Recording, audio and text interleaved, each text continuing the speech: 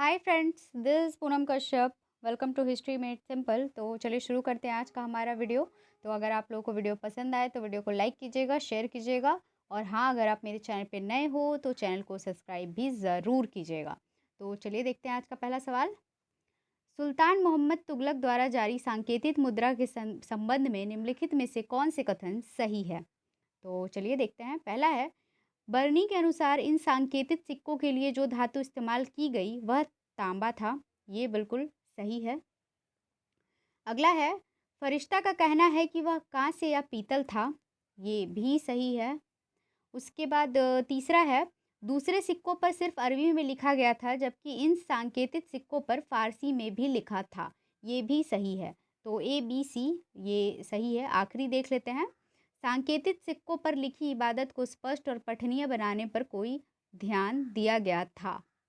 ये थोड़ा अधूरा है, बट हमें हमारा आंसर मिल गया। Option number A B C ये बिल्कुल सही है। अगला देखते हैं। अफगान राजतंत्र के बारे में निम्नलिखित में से कथन सही है कौन सा, ये बताना है। पहला है, बहलोल के विपरीत सिकंदर लोदी ने राज सिंहासन पर बैठना शुरू किया। कोई भी दूसरा अमीर उसके बराबर नहीं बैठ सकता था। ये बिल्कुल सही है। अगला है, वह अभी भी समान हैसियत वालों में प्रथम के सिद्धांत में विश्वास करता था। नहीं। अगला है, अमीरों तथा आम जनों के सामने सुल्तान की श्रेष्ठता स्थापित करने के लिए उसने राज्य के दूर दराज के क्षेत्रों में राजकीय फरमान प्राप्त करने के लिए विस्तृत नियम बनाए। ये भी सही है। और अगला है, एक प्रभावशाली गुप्तचर व्यवस्था सुल्तान को राज्य और विशेषकर अमीरों की गतिविधियों से सूचित रखती है। ये भी सही है। तो इस हिसाब से कूट का ऑप्शन नंबर 3 ए सी डी ये सही हो जाएगा। अगला देखते हैं। निजाम शाही राज्य में मलिक अंबर ने कृषि और राजस्व ढांचे में क्रांतिकारी बदलाव किए। इस संदर्भ में निम्नलिखित में से कौन से प्रावधान सही हैं, ये बताना है। पहला है, मलिक अंबर ने भू राजस्व संग्रह उगाही को ठेके पर देने की प्रथा समाप्त की। ये बिल्कुल सही है। दूसरा है, उसने भू क्षेत्र का आंकलन सरसरी निगाह द्वारा करने नज़र पाहनी की शुरुआत की। ये भी सही है।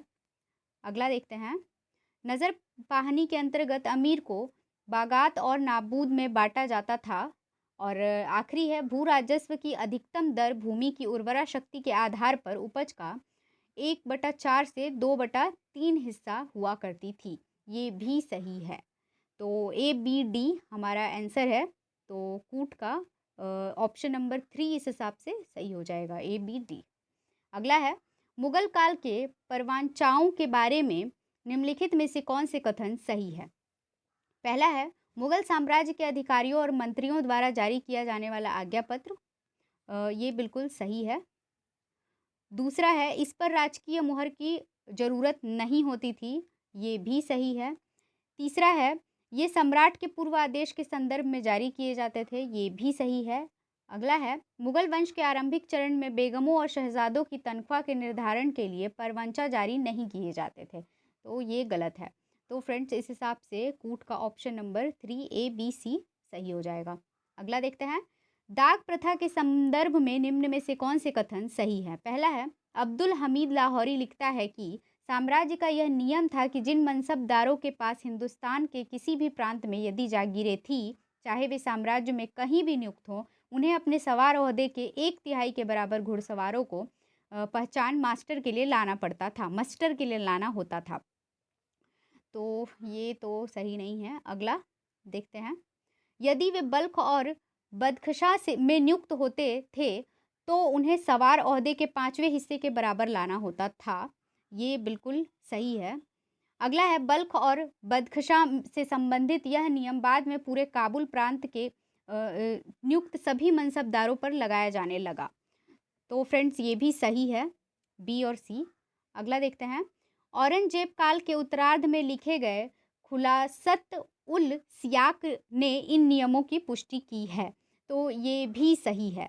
बी सी डी हमारा आंसर है। तो चलिए देख लेते हैं क्या दिया हुआ है कूट में। कूट का ऑप्शन नंबर 4 इस हिसाब से सही हो जाएगा, बी सी डी।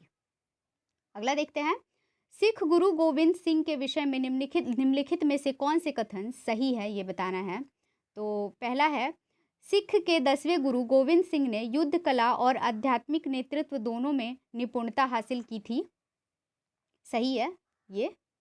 उसके बाद अगला देखते हैं। सैन्य कार्यवाही को उचित ठहराने के लिए उन्होंने सिख मान्यताओं की पुनर्व्याख्या की। ये भी सही है। उसके बाद अगला है। काबुल के गवर्नर शहजादा मुअज्जम ने सिखों के साथ एक समझौता किया और उन्हें पनाह दी। ये भी सही है। अगला है। शहजादा मुअज्जम को अंततः आदेश मिला कि जिस सिख गुरु ने उसके राज्य में शरण ली है उसे वह राज्य से बाहर कर दे, लेकिन मुअज्जम ने यह आदेश मानने से इनकार कर दिया। तो हमें हमारा आंसर मिल गया ए बी सी। ये सही है। तो कूट में इस हिसाब से ऑप्शन नंबर 3 सही हो जाएगा, ए बी सी। अगला देखते हैं। भारतीय राष्ट्रीय कांग्रेस के संबंध में निम्नलिखित कथनों में से कौन से कथन सही है, ये बताना है। तो पहला है। एक आंदोलन के रूप में उन विभिन्न राजनीतिक झुकावों, विचारधाराओं और सामूहिक समूहों वर्गों को सम्मिलित किया जब तक वे प्रजातांत्रिक और धर्मनिरपेक्ष राष्ट्रवाद के प्रति प्रतिबद्ध हैं। तो ये बिल्कुल सही है फ्रेंड्स। अगला देखते हैं। आरंभिक राष्ट्रवादी नेताओं ने जन आंदोलन को संगठित नहीं किया, परंतु उन्होंने उत्पीड़कों के विरुद्ध वैचारिक संघर्ष लगाया। ये भी सही है। अगला। आरंभिक राष्ट्रवादी नेताओं ने प्रेस और वाक स्वतंत्रता के प्रत्येक उल्लंघन के विरुद्ध में संघर्ष किया। ये भी सही है। अगला। उन्होंने न्यायिक और कार्यकारी शक्तियों के पृथकीकरण के लिए संघर्ष किया और नस्ली भेदभाव के विरुद्ध लड़ाई लड़ी। ये भी सही है। तो ए बी सी डी ये चारों ही सही हैं। तो इस हिसाब से कूट का ऑप्शन नंबर ए सही हो जाएगा, A B C D. Lord Curzon ने निम्नलिखित में से कौन से लोकप्रिय विधायी तथा प्रशासनिक कदम उठाए? तो पहला है कैलकटा म्यूनिसिपल अमेंडमेंट एक्ट। ये सही है। अगला है इंडियन यूनिवर्सिटीज़ एक्ट। ये भी सही है।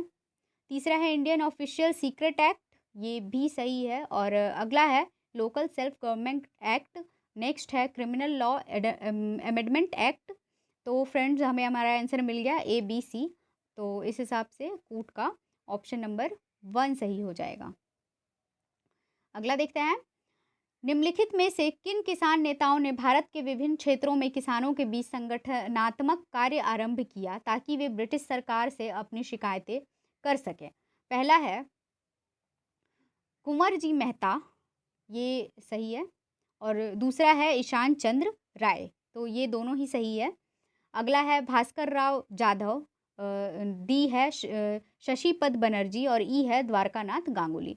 तो ये 2 हैं, हमें मिल गए हमारे आंसर। तो इस हिसाब से कूट का ऑप्शन नंबर पहला ए और बी सही हो जाएगा।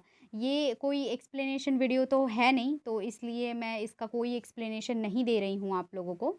सीधे सीधे हम बस क्वेश्चन आंसर किए जा रहे हैं। तो चलिए देखते हैं अगला। 1855 के संथाल विद्रोह के निम्नलिखित में से कौन से लक्षण थे? पहला है विद्रोह के क्षेत्र को दामने को कहा गया। सही है।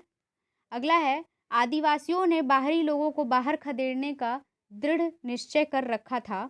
ये भी सही है। और अगला है विद्रोहियों ने विदेशी सत्ता को पूरी तरह से ध्वस्त कर देने की घोषणा की। ये भी सही है। अगला आदिवासियों के पास आधुनिकतम हथियार थे नहीं। ग्वालों और लोहारों, दूध वाले और लोहे के काम करने वाले ने आदिवासियों का विरोध किया। ये भी गलत है। तो हमें आंसर मिल चुका है ए बी सी। तो देख लेते हैं इस हिसाब से कूट का ऑप्शन नंबर 3 सही हो जाएगा, ए बी सी। तो फ्रेंड्स आज की वीडियो में बस इतना ही। होप आप लोगों को मेरी ये वीडियो पसंद आई है। तो वीडियो पसंद आई है तो मुझे कमेंट करके ज़रूर बताइएगा, अपने फ्रेंड्स के संग शेयर कीजिएगा और अगर आप मेरे चैनल पे नए हो तो चैनल को सब्सक्राइब भी ज़रूर कीजिएगा। तो फ्रेंड्स मिलते हैं हमारे नेक्स्ट वीडियो में। Till then tata, bye bye, take care.